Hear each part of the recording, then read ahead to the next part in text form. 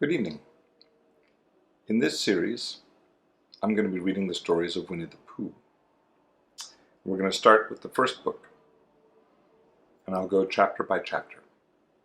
And today we're just going to cover the dedication and the introduction. To her. Hand in hand we come, Christopher Robin and I, to lay this book in your lap. You say you're surprised? You say you like it? Say it's just what you wanted?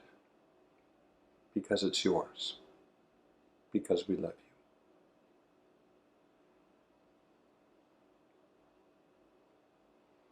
And now the introduction.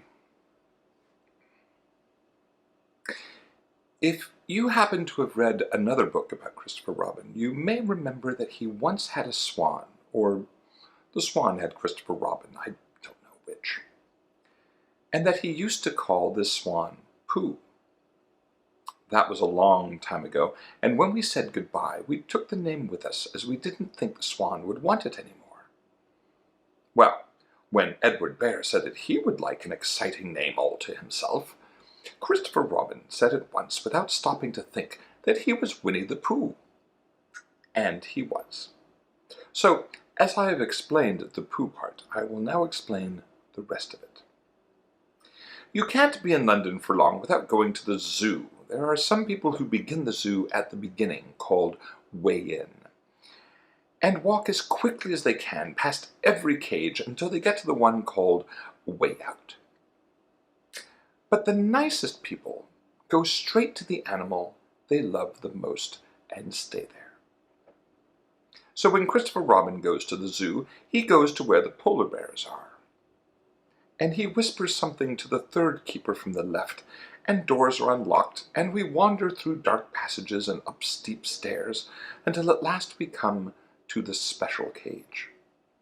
And the cage is opened, and out trots something brown and furry, and with a happy cry of, "Oh, bear!"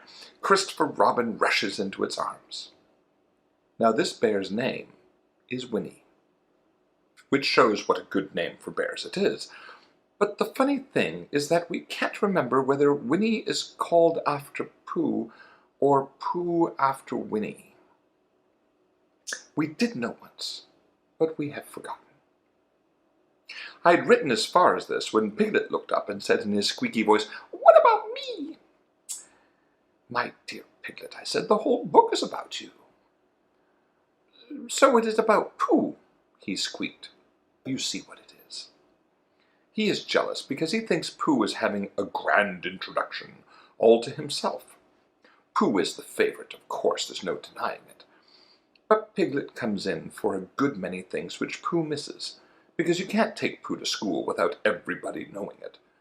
But Piglet is so small that he slips into a pocket, where it is very comfortable to feel him when you are not quite sure whether twice 7 is 12 or 22.